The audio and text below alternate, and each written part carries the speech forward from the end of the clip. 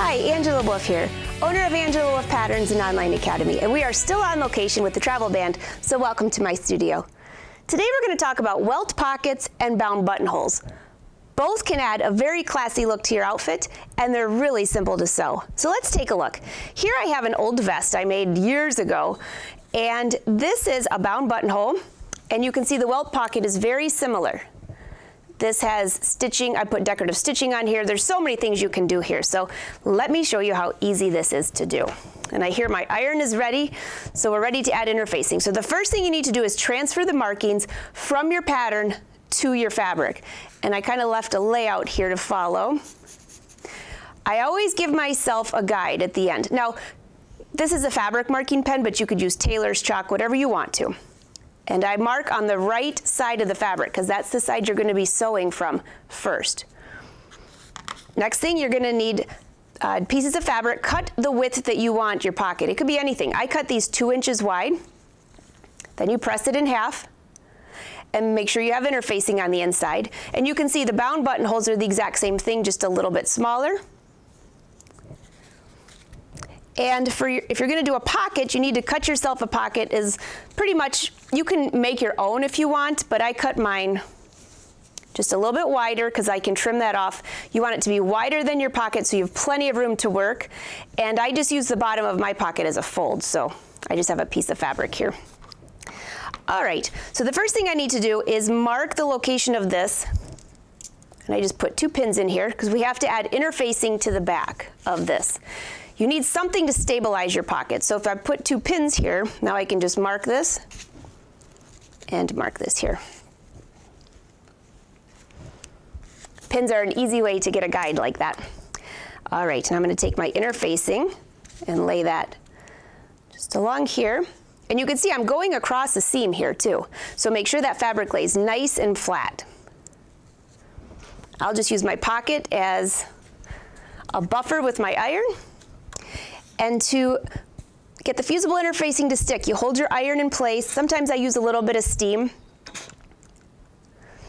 And just hold it in place for a second, and it should just stay there. All right, let's make sure it sticks. Yep, that's pretty good. All right, now back to this side. So we're going to go to the sewing machine, but I'm just going to give you a visual here. I think you'll see it better. You're going to sew these pieces with the raw edges going this way. And we're going to stitch from here to here. And I'm going to go ahead and just pin these in place because I like to give myself another guide as well. Transfer that marking of where the end of the pocket is, just like that. All right? And then I have this piece here with the raw edges towards the inside because you're going to stitch from here to here. And then it will flip. And once this flips, you have to imagine then the finished side will be in the inside of the pocket. So I'm just going to pin this one in place. Just to keep this here for now. And let's transfer these markings over. It's just easier if you give yourself a lot of guides to follow. So because this is 1 inch wide, you're going to stitch down 1/2 inch. It needs to be equal on this side to this side when you're stitching. Otherwise, when you go to close your pocket, it won't close up. So let's go to the sewing machine. I just have it set at a straight stitch with 2.5 as a guide. And I'm just going to line my presser foot up into the center of this. You could also give yourself a marking if you needed to make sure it's even. Now, when you start stitching, make sure you do a couple stitches and then do a couple stitches back stitch because you need to secure that end. And let's go ahead and just stitch down to the other end. Again, I'm using those markings here as a guide.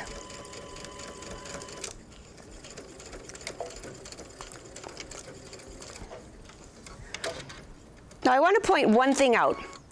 When I stitch the other side, I need to make sure that these 2 end at the same place and these 2 start at the same place. So sometimes I'll just stick a pin in there because it looks like it's just a little bit off where my markings are. And I stitched a little bit past here. So I just want to make sure that wherever I stop, it's exactly in the same spot. You'll see why once we turn this pocket right side out. All right. Make sure that I'm in the center of that panel. Go over just a little bit more. Again, do a couple stitches, and then do a couple back stitches.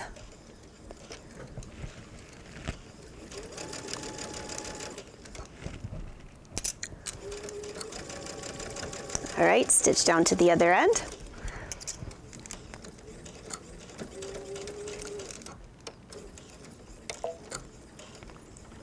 All right.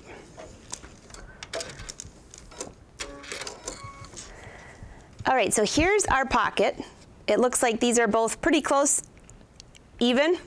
All right, let's go back to the table and I'll show you what we do next. So the next thing we're gonna do is I'm going to cut, but I'm gonna draw this first so you can see it. So you're gonna cut a triangle at each end. And when I do the snipping, I'm gonna snip right to the stitch, but not through the stitch.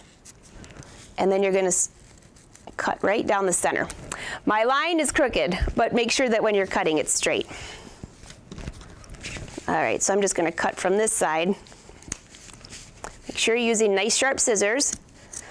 So I'm gonna stop about, oh, maybe an inch. It could even be a little less, but about an inch from the end here. And now let's go around to this side. And I'm gonna cut, stopping about right here. All right? And now I'm going to trim. I'll do it from this side. I think you'll see better.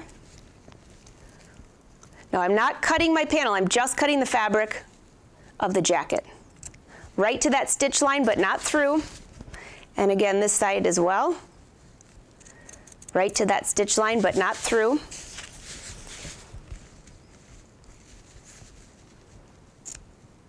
And again on this side.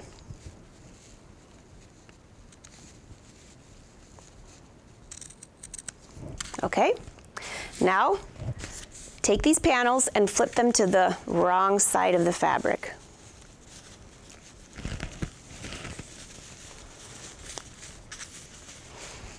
And when you do this, you'll see that these should butt up. Both of these finished edges should butt up against each other. I'm going to give it a little pressing.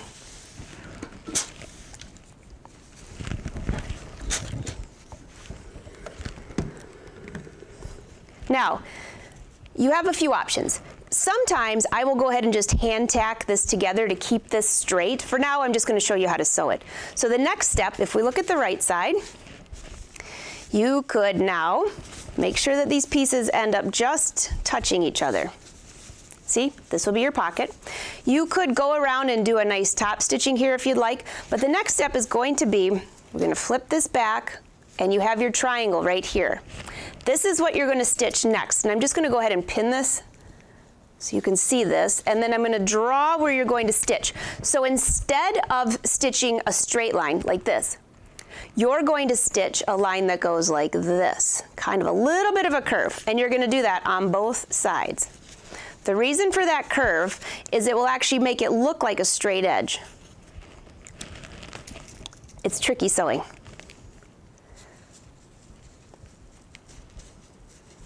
All right, and I'm also going to grab my pocket while we go to the sewing machine. Let's go ahead and stitch that first corner. Again, I'm using contrasting thread. It'll make it a lot easier for you to see. Back stitch and around.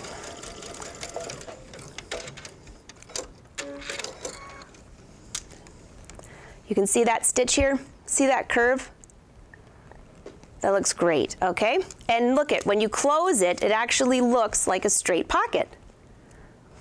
All right, let's go to this side here. And I'm going to do the same thing.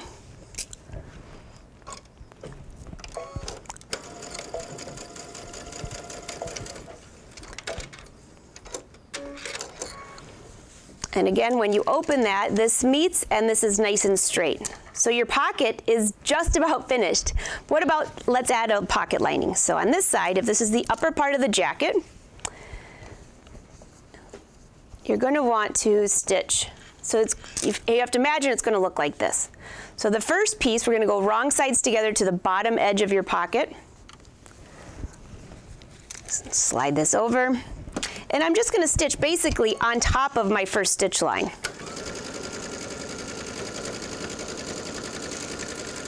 All the way from one end to the other is fine. flip this around so you can see this. Like that. And now this piece is going to go right up here to here.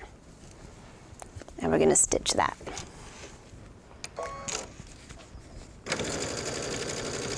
Again, just following my other stitch lines. This is the easiest pocket ever. Okay, so this is what it looks from the inside. The next thing I'll do is trim this down a little bit, but you'll stitch along each of these edges to secure your pocket. Let's go back to the table and I'll show you what this looks like. Just give this a little pressing. So from the right side, you can see my chalk marks. From the right side, there's my pocket. And you can see these edges are nice and finished. And from the back side, I'll press down my pocket just a little bit here. So this is where I mentioned I would trim this down just a little bit. You want to make sure each side is even. So you'll stitch all the way down this area here so you can see from the back side. That will enclose our pocket, and then do the same thing on this side. You could also do a French seam. That would really make this look nice. And once this is stitched down from the right side, your pocket is completely finished. So the only difference, by the way, between this and a bound buttonhole is with a bound buttonhole, you're not going to have a pocket on the back. Instead, you'll see here that the facing is attached to it. So what you do instead is just cut a rectangle. Very similar to what we did there. The same width as your bound buttonhole. You're going to cut from here to here and flip that to the inside, and that's what gives you this here. And then you would just hand tack this to the inside of your buttonhole. Then the inside looks as good as the back side. And that's how easy it is to make a welt pocket or a bound buttonhole.